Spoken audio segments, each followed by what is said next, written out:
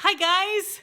I am over the moon to introduce you to my guest today. His name is Shy Ashkenazi, and he is an international musician sensation. I've been with him when he's been playing, and it's like being with a real rock star. There is screaming, and there's cheering, and there's even some swooning. So he's really something. In addition to his music, he's also an educator, he's done medical clowning, and he's an active member of the Israeli Defense Force.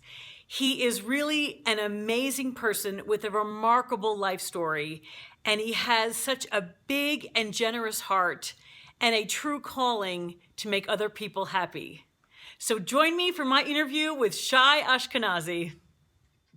Hi, guys. I am so excited to have an interview today with Shy Ashkenazi coming to us from Israel. Hello. Hello, hello. Thank you so much for being here today. Thank you for having me. So exciting.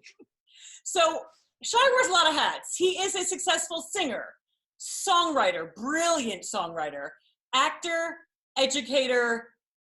How do you balance all of this when you're doing everything? Ooh, not easy. I try to have, small bites of everything. When education is the main focus, for livelihood mostly, but also with passion. Small bites of this and that, and you get everything done. You seem to be a master of all, though. Some people are jack of all trades, master of none. You're master of all, which is very impressive. Thank you for the compliment. I wouldn't go that far, but I try to find the things that I'm passionate about and focus on them and do the best I can. Well, that's all I can do. You do it very well. I'm curious about your songwriting. How did you get into doing music and songwriting, and was this one of your original career goals? So it was always my dream, always. But because of I had problems with my vocal cords as a child, so I thought I could never sing really. So acting and body work, miming, stuff like that became the alternative. And I started playing guitar when I was 14. Studied with a tutor for about a year and then continued on my own. And tunes started coming up to my head. When I was in my early 20s, I wrote one song here, another one there. It was always my dream to somehow, one day do it. When I turned 27, which is, oldish, I really picked up, a guitar and started playing open mics and playing my own gigs. And then I realized I need more material, and I enjoyed writing, and then it became a thing that just keeps on going and going. And every time I have something new, it just comes out. And, it's a way, it's very well how it's a great way to express yourself and put yourself out there. So I would say for you, much like with all kinds of writing, it's something in you that it just needs to come out. Right. Yeah. Right. That's a real artist. You've been very successful, and as we know, it's not an easy career field to have a career in. Right. So how do you handle it when there are roadblocks? And more importantly, what advice would you give to someone who is in an artistic field and wants to give up? So, wow, roadblocks are always there mostly, and we talked about it before in our kind of chat beforehand. It's mostly in our heads, I think, a lot of times, reminding her, that voice that says, you're not talented. You just keep on trying. And when you had a terrible gig that no one showed up, or you sounded not as good as you wanted, learn from it. I videotape I record my gigs, not only to post on social media, but I also sit and learn from it. My body language and where I should find the right pitch and where I should take more air with my songs. And it's just doing and trying and remembering that, if you really love something, do it. And it doesn't matter if it's a career or if it's a great hobby that you invest in. Just make it something that is a part of your life. That's for me. And one of my secrets is I'm also a street performer. I busk on the streets with my music. So whenever I felt like I had a bad gig or I'm not really connected to the music, I go out to the street and I play and I see the reactions from people, and it kind of brings me back my confidence in what I try to do. Usually, sometimes the reactions are not as much, as great as I wanted, but that's one of the secrets, to find those small corners that you can really be yourself in that to kind of regain the love and the power in what you do. That is really, really smart advice, because you can go and do that and no one has to, quote, give you permission or hire you to do that, Right. but you're still creating and getting your music out there and bringing joy to people, which is something else I know you like to do. That's the best part of it, bringing magic to the streets. And also, that's the best audience, because you know that if someone came to see you in a gig and bought a ticket, you know, you need to prove yourself. You need to provide. Or if you're playing in a pub when everyone's just chatting and eating, not really listening, you're in the background. But when someone chose to stop on the street and listen to you, you know that it's because it's something good. Wow. And what is the scene in Israel like that? Are there a lot of you out there? Or? Oh, yeah. Oh, yeah. When I started about 8 years ago, there were not as many, but still quite a few. Now it's getting bigger and bigger. Do you have to have a permit? I'm just curious. No. You just set up. Yeah, it depends on where you know, where you're at, but basically just set up. Maybe I'll come out there. That sounds great, because It's awesome. it's very regulated. Like they'll kick you off the corner if you don't have a permit, you know, and that kind of thing. So.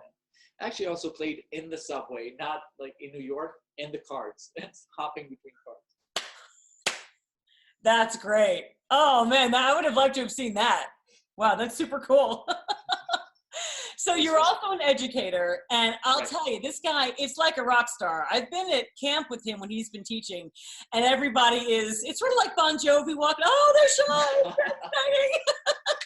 Yeah, it's true. It's very true. God. I've seen it. So I wanted to ask, what do you get from teaching from kids? Does that fill you up artistically and spiritually and all that? Wow, yes. So I have to say that most of my educational work doesn't necessarily have to do anything with music. I have led at camp and other places songwriting workshops, and I've done song leading and stuff like that. I think if you talk about, you know, making people happy, I think that education is one of the ways for me to reach out to people and touch them in a way with everything I do in education, to gain a lot from them with interaction, but also give something for myself. It's the same with the music and acting and everything else. You know, if you're trying to make a small difference with the interaction with people in education, that's what I get from it. And this guy here, he has also done hospital clowning, which I just think is such a remarkable, amazing thing. Can you tell us about that experience, and did that give you a different perspective on entertaining and life? And I would imagine. Yes. Oh, wow, yes. So yeah, medical clowning is an amazing field, and it's huge in Israel. One of the front countries in that field is Israel. And I started doing it. I was always interested in it since I saw Patch Adams and all that. You know, he made this thing, you know, come to life. And so I did. When I was in the university, I studied it, and we started going to the hospitals and to figure out ways. One of the things that for me was always hard is, how do you come up to a person who's really sick and start talking to them? But when you're a clown, when you're something that's a little bit different, you don't really need to use words. And I found that not using words was easier, just connecting with the eyes and with the smiles and making the connections with everyone, from the tiniest kids to their families, not only the sick, you know, but their families also, to, you know, elderlies, and some beautiful moments in that. Once again, a way to kind of give something for myself, create an impact in someone's life, and make people happy. I don't know. Wow. Do you know how would someone get started doing that? Do you know what the steps are? So there are all over the world. There are different, you know, organizations that train medical clowns. It's different than just being a clown. You need the sensitivity. There are certain things. You would see that medical clowns don't wear a lot of makeup, but that's really scary. You know, clowns are not, especially these days. But when the only thing you have is like that red nose and maybe a teeny tiny little bit of something on your face, it's not as intimidating. So all over the world, there are Dream Doctor and other kinds of, you know, I know the Israeli ones, all kinds of organizations that train people and can place you in hospitals and can really give you that opportunity to give from yourself. It's amazing. Some people have really made a career out of it. I will put in the notes where to look for information for that, for all of you who want to give that a try. Perfect. Thank you so much. You're the only one I've ever known, so it's brilliant. I know you come to the US every year and you're about to move here. Yay, I'm so excited. Does coming to the US give you a different perspective on just the world in general? And I'm also curious, did your time in the Army give you a different perspective? Oh, wow. Those are two Two big. completely different Sorry. questions. Let's start with the Army. Yeah, I served for 4 years in the IDF, and I still serve I'm in active reserve duty twice, 3 times a year. Training and keeping fit for different things and all that. I think going into the Army, to the IDF when you're 18 and gaining the responsibilities as a commander and different things like that really, for a lot of people, I can't talk for everyone, but I can't speak for everyone, gave me a lot of sense of capability with a lot of things, and also learning how to be responsible. But, I do have to say that in a lot of ways, you look at it and it's not easy being in a country that everyone has to serve, and you go to play. Luckily, when we train, it's playing war, and not, it could be worse. It gives you a perspective on life, definitely, on certain things. It's not that easy. And with the States, we do have to say that most of my time when I'm in the States, I spent in a summer camp, which is for me the best educational setting that could be, the ultimate non-formal education setting, that really anyone can be and everyone can be themselves.